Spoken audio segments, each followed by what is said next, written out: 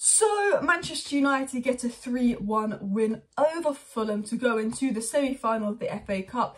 They're still on for potentially 3 trophies this season, but the lack of depth was very notable in the Fulham game, with Fulham probably being the better team for 70 minutes. Then that 2 minutes of madness kind of ruined it for Fulham, and it's really highlighted that Manchester United need to go out and address several positions in the transfer window.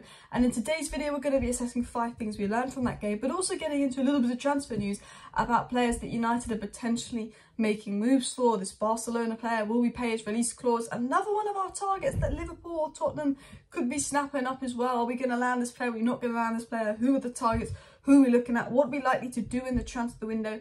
And more. So I'm going to dive quickly into the transfer news surrounding ins and outs, and that's came out today. I'll be honest, a lot of the transfer news that came out today, I'd say take with a pinch of salt. I don't 100% believe the story. I'd have to wait for Romano to get on it. But I'm going to address the transfer news and rumours that have come out today, and then we're going to get into 5 things we learned from Manchester United 3, Fulham 1 in the FA Cup. But before we get into 5 things we learned, I just saw this on Twitter, and I just want to share this with you. Since the World Cup, in 88 days, Manchester United played 25 games. So that is basically a game every 3.5 days. So basically that's 2 games a week, every week since the World Cup. That is absolutely mad. No wonder these players are exhausted. But continuing on, we've had 19 wins, 4 draws and 2 losses. 2 losses in 25 games is not bad. We scored 54 goals, conceded 23 goals and got 10 clean sheets. So in 25 games, we scored on average over 2 goals a game, only lost 2. Cannot complain. The ones that we lost as well was Liverpool, which was just unacceptable. And if it wasn't for the Liverpool game, we probably would have conceded like 15, 16 goals. But the Liverpool loss, yeah, was unacceptable. But then what was the other loss? Arsenal, and we didn't have Casemiro and they were top of the league. So you know what? We've been pretty good. We've had to play Barcelona and Man City in that period as well. But let's get into the story. So let's get into the news. So first story came out was that Manchester United is set to miss out on a key target. Now, what was the story? This was reported on the One Football app. This story said Liverpool, Tottenham have an advantage over Man United in the race to sign £43 million Serie A defender. If you're not aware who that is, that's Kim Min-jae. He's got a £43 million release clause. He's been fantastic for Napoli this season. He's probably been the best centre-back in the world this season, up with like the likes of Lisandro Martinez and maybe William Saliba, like on current form, absolutely unbelievable. And obviously United have been keeping an eye on this guy, £43 million release clause. Who hasn't? I think while we need a striker and 2 midfielders, after that, I think the question is, do we go for right back? Do we go for centre-back reinforcement because Maguire's likely to be sold? Do we go for a goalkeeper? Etc, etc. So what was the news that came out? It was said Manchester United have been heavily linked with Kim Min-jae in recent months. Premier League clubs could get themselves a bargain in the summer, as there's a £43 million release clause to sign a 26-year-old, which obviously is an absolute bargain in his prime. £43 million, that's good. Ben Jacobs is reporting that Liverpool and Tottenham are interested in Kim Min-jae as well, and that they hold an advantage over Manchester United, as the presence of Martinez and Varane could mean his game time would be limited. So there's a feeling and suggestion that Liverpool and Tottenham have more chance of landing, obviously, Kim Min-jae, which I think is probably true, because I think that United are prioritising a Kane or an Ostenhem and then a midfielder before they'd even look at a centre-back as well. So I don't think they're as committed to other teams, and I think that potentially because we've got Varane and Martinez, it's less of a priority. I think we still need a centre-back, I think we still need centre-back reinforcement, but I think it's not like a big priority. But I would absolutely love Kim Min-jae, but as I've said, I think United's focus is on striker and midfielder, and potentially I think the third focus could be on goalkeeper or right-back before centre-back. But we know the number 1 focus is striker, and the number 2 focus is obviously a midfielder, and that Liverpool and Tottenham have got an advantage in it and are interested in Kim Min-jae. And, you know, I think you look at it and you go, well, look, Man United could get Ostenhem because he knows he's guaranteed game times. He's going to be the striker, you know, whereas other clubs might want Ostenhem and he's like, oh, but I've got to compete with Neymar, Messi and Mbappe. You know, it does give you an advantage knowing that if you go to this club, you're going to be their main man. It makes them more attractive. Continuing on, because I do want to get into 5 things we learned, but this was another story that Manchester United are ready to pay the release clause of a Barcelona star. Now, again, I don't personally believe this story, but I've seen quite a few people reporting it. And I think it's the classic, oh my god, let's link Man United with Ousmane Dembele again, because we seem to get linked with him every window. I think now we've got Antony, we've also got Sancho, Ahmed and Pellistri that can also play on the right wing. I think the least of our priorities is right wing, but I want to get into this story and then dive into 5 things we learned from the 3-1 Fulham game. So it said Manchester United ready to play Star's €50 million release clause in order to trigger transfer. It was said that Manchester United are reportedly ready to pay Ousmane Dembele's £50 million release clause. Now, I don't really believe this because I just think this is, again, Barcelona. And the reason I don't believe this is Barcelona are like United. Man United and Barcelona are the two teams that love to brief journalists to keep themselves relevant in the media, keep the clicks going, keep the stories going. Hence why the De Jong saga was so frustrating, because Barcelona kept putting out hundreds of stories to their sources and United kept putting out hundreds of stories to their sources. So it was like this, that, this, that, this, that.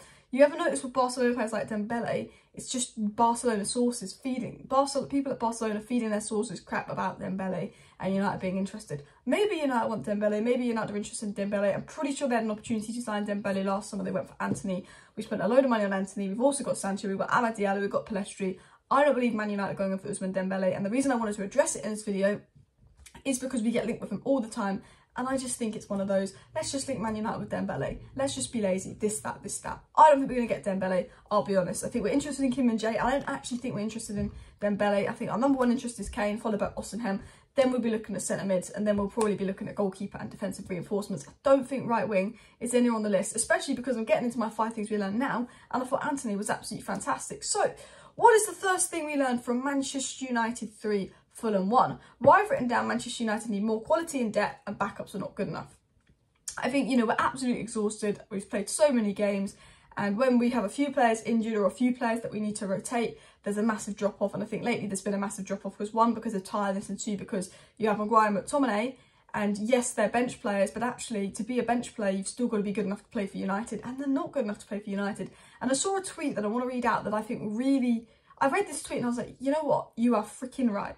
This tweet said, elite depth is not gained by signing squad players. It is instead created by recruiting players that slot right into your starting 11, pushing previous starters onto the bench. We should not be settling for Sabitzer or their cost on long-term deals. And I 100% agree with this.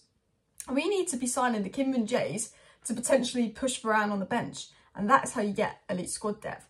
We need to be signing, you know, the Frankie de Jongs to push Eriksen on the bench. And that is perhaps elite squad depth. You know, that's what you do to achieve squad depth. I don't think Sabitzer's good enough. I like Sabitzer, but actually I don't see him as the midfielder that I'm going to be like, yeah, I like this guy, I want to pay 20 million on him. I don't care. He's not done enough for me to go, yeah, let's sign him. He just seems like an average Donny, you know. All right, better than McTominay, better than what we have, but actually, could there be better? Yes. Weghorst is not good enough. He tries, but not good enough. Do not sign Weghorst. I did think about signing Weghorst, so we at least had a second striker in case something happened to Osimhen or Kane or whoever we sign. But it's just not good enough. Although we do need 2 strikers at the club, so maybe we have to keep Martial for another season, which basically means we'd have to have Weghorst as well, because Martial will have breadstick legs and won't be fit. But I thought, you know what, our depth is not good enough. We need to sign good players so then we push our current starters onto the bench rather than signing players for depth. And I think that was absolutely spot on. The second thing I learned, or we learned, from the Fulham win was we played better with Anthony. I generally believe that we play better with Anthony, and Fulham was a good example of this. Because Anthony came on and the dynamics of the game changed. We won the penalty after Anthony came on. We played better after Anthony came on. We won the penalty from an attack that Anthony was involved in. When we were very narrow against Fulham, and Fulham were attacking us out wide. Our fullbacks were struggling in the first half. Fulham were getting us out wide. We were very narrow, we were very compact. We couldn't play through Fulham because I think we were very narrow, making it harder for ourselves. And also because the midfield was absolutely awful. Here comes Anthony. Anthony comes on, what does he do? Because of the kind of player he is, because he's a system player, he widens the pitch. All of a sudden, when Anthony plays, we get more of the ball in attack. And I've noticed this. I've been saying, not just because of this game, I've been saying this for a while. One thing Anthony does is sometimes he's not very good. And sometimes he is very good. But he's always on the ball. He's always getting involved. He's always making things happen. And I always say this.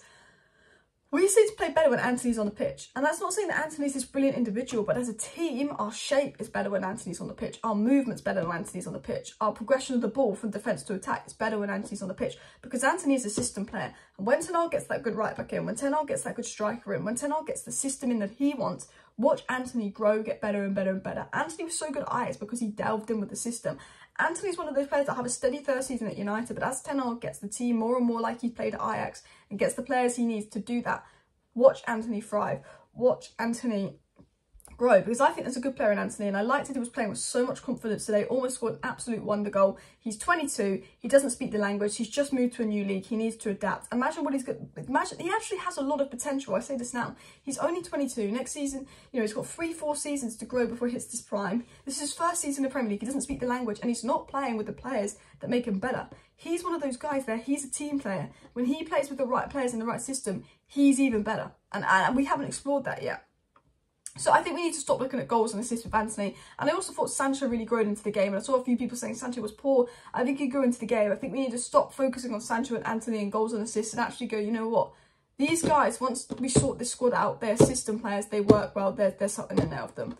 The third thing we learned from the game is that Bruno is an underrated player. In my opinion, Bruno Fernandes is a heavily underrated player. I think the amount of games he's played this season, played more minutes than anyone in Europe this season, which is absolutely unreal. But it's the fact that McTominay was so bad at DM that Bruno, who's a number 10, then goes and plays as a number 6 at DM. Bruno played CDM with Weghorst and Sabitzer as the centre mids ahead of him. Bear in mind, Weghorst and Sabitzer's really a 10 that can play as an 8. Bruno's really a 10 that can play as an 8. And Sabitzer's a striker that is now playing in midfield because we've got no depth in midfield. But Bruno had to play as a lone 6 with 2 players who were more advanced players playing as the centre mids next to him. Basically playing 3 attacking midfielders and a striker in midfield.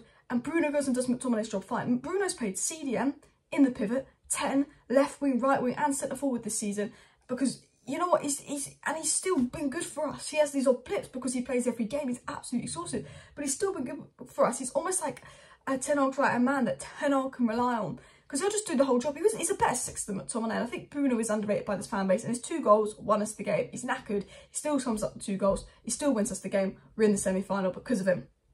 Going into the fourth thing we learned, I want to get through this very quick because this video is getting quite long. Sell McTominay and Maguire. McTominay is not good enough. Maguire is not good enough. Do I need to explain that? Probably not. End of point. Sell Maguire, sell McTominay. We could get 50 million for them. Could buy, invest elsewhere. We need a Casemiro understudy. Let's go to South America for an actual DM. And let's get a centre mid that's really going to give... And let's get a centre back like Kim and Jay that's really going to give Varane and Martinez some issues. The fifth and final thing we learned is that, look, Manchester United have dropped off massively. Manchester United seem to hit blip in the season. They can't continue to play this way. They will lose to Brighton.